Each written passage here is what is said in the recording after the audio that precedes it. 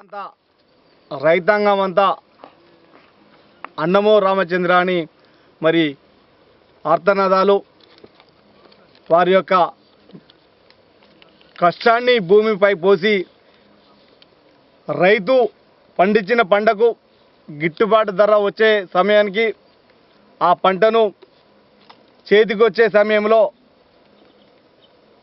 అకాల వర్షం వల్ల మరి రైతుకు అటు వరి కానీ మొక్కజొన్న కానీ మామిడి కానీ కూరగాయల పంటలు నిమ్మ తోట టమాటా ఇవన్నీ దాదాపు 100కు 100% భూస్థాపితం అయిపోయినది. రైతుకు దిక్కుదోచని పరిస్థితిలో వారు అయోమయ స్థితిలో ఉన్నారు. అటు పంటపై ఒక పక్క ఏడుస్తున్నారు. రైతులు పొలానికి మరి పండించడానికి పొలానికి వెళ్ళిన రైతులు కూడా మరి తీవ్రంగా దెబ్బలు కూడా పడి వారు రైతు కూడా మరి బాగా అంటే మరి ఆర్థికంగా లేని వాళ్ళు కూడా ఇంకా ఇండ్లలో హాస్పిటల్కు పంపించడం జరిగింది. మరి చాలా అటు పాన నష్టం ఇటు పంట నష్టం నేరుగా రైతుకు అన్ని విధాల నష్టం జరిగింది. కాబట్టి ప్రభుత్వం వెంటనే దాదాపు మరి వరి పంటకు 15,000 మొక్కజొన్నకు 25,000 మరి ఈ యొక్క హెక్టార్ లెక్క గతంలో 20 ఇచ్చినారు అన్నారు. ఇప్పుడు అప్పుడు 50% 75% 20,000 అన్నారు. ఇప్పుడు 100కు 100 పోయింది. కాబట్టి మరి 20 నుండి 30,000 వరకు ఇచ్చి మరి రైతును ఆదుకుంటేనే మరి ప్రజలకు చాలా మరి రైతుల్లో ఉన్న యొక్క ఆవేదనను మనమందరం కూడా గమనించి మరి వారిని ఆదుకోవాల్సిన బాధ్యత మన పైన ఉన్నది. ఈరోజే మరి నిన్న 2వ తారీఖు నుంచి ఈ రోజు వరకు ఇంకా రైతు కోలుకోని పరిస్థితిలో ఉన్నారు. మొన్న నిన్న ఈరోజు కూడా మరి రైతు యొక్క కుటుంబాలను పరిమించే విధంగా మరి బయలుదేరడం జరిగింది. మరి ఈరోజు అగ్రికల్చర్ డిపార్ట్మెంట్ వాళ్ళు కానీ హార్టికల్చర్ డిపార్ట్మెంట్ వాళ్ళు కానీ తక్షణమే ఆ రోజు వర్షం పడ్డ సాయంత్రమే వచ్చి కలెక్టర్లకు కూడా ఆదేశించడం జరిగింది. కలెక్టర్ కూడా ఫోన్ చేయడం జరిగింది. మరి అందరు సర్వే చేసి రైతు నష్టపోకుండా ఏ ఒక్క ఎకరము ఏ ఒక్క గుంట కూడా తప్పిపోకుండా అధికారులకు ఆదేశం ఇచ్చి ఎవరైనా తప్పుల తడకగా లేనిది ఉన్నట్టు ఉన్నది లేనట్టు రాస్తే వారిపైన యాక్షన్ తీసుకొని సస్పెండ్ చేయడం కూడా చేయాల్సిందిగా మరి ఈరోజే ఆ నివేదికను రాష్ట్ర ప్రభుత్వం దృష్టికి తీసుకుపోయి గవర్నర్ కూడా ఇవ్వడానికి మరి నేను సిద్ధం చేస్తున్నాను. ఎందుకంటే రైతు లేనిదే రాజ్యం లేదని ఈ ప్రభుత్వం పదే పదే చెప్పుకుంటున్నాం. రైతును ఆదుకున్న ప్రభుత్వం, రైతును ఆదరించిన ప్రభుత్వం. కాబట్టి తప్పకుండా ఇటువంటి కష్టకాలంలో రైతును ఆదుకుంటే మరి వారి అంత మంచి ఆశయాన్ని మంచి వారి యొక్క ఫలితాలను సాధించే దిశగా మనం ఉంటామని తెలియదు. గతంలో కూడా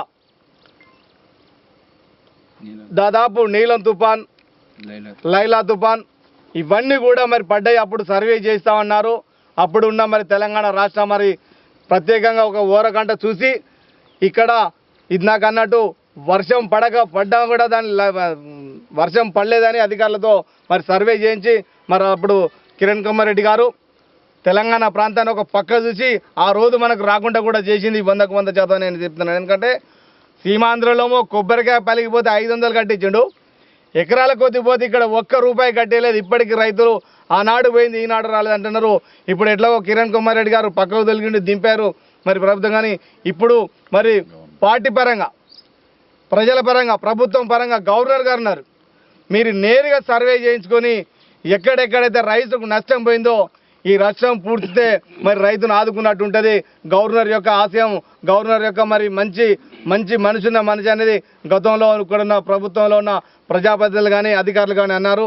గవర్నర్ గారు మంచి పాలన చేస్తారు, మంచి పరిపాలన చేస్తారు. మరి రాగానే మంచి మరి రైతులది ఒక కష్టం ఎదురైంది. ఆ రైతులను కాక ఆదుకుంటే గవర్నర్కు ఇంకా మంచి మరి ఆశయము ఫలితము వారు ప్రజలు ఆశించినంతగా మరి గవర్నర్ పరిపాలన చేస్తారని ఈరోజే గవర్నర్కి తీసుకుపోయి ఇక్కడున్న మా యొక్క నియోజకవర్గంలోని మరి పర్వతగిరి వర్ధనపేట మండలంలో చాలా పూర్తిగా 100కు 100% పోయింది. ఇదంతా గవర్నర్కి ఈరోజు సాయంత్రం నివేదిక ఇస్తాను.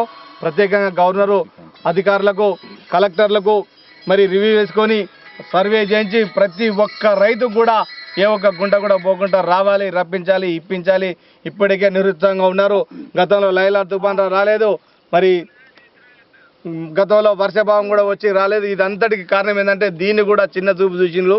మరి తెలంగాణ ప్రాంతాన్ని పక్కకు నెట్టిండు.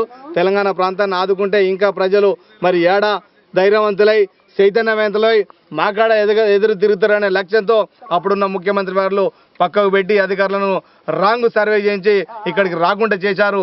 ఇప్పుడు మరి ప్రభుత్వంలో ఉన్న మరి గవర్నర్ గారు అటు రాష్ట్రపతి గారు అటు ఆంధ్రప్రదేశ్ ఫోన్ చేసి మరి ఫోన్ ద్వారా సర్వేలు చేయించుకొని తప్పకుండా ఈ రైతును ఆదుకోవాల్సిన బాధ్యత మన పైన ఉన్నదని ఈ రోజే మరి ప్రభుత్వ దృష్టికి తీసుకుపోయి గవర్నర్కి నివేదిక ఇవ్వడానికి సిద్ధంగా ఉన్నాం.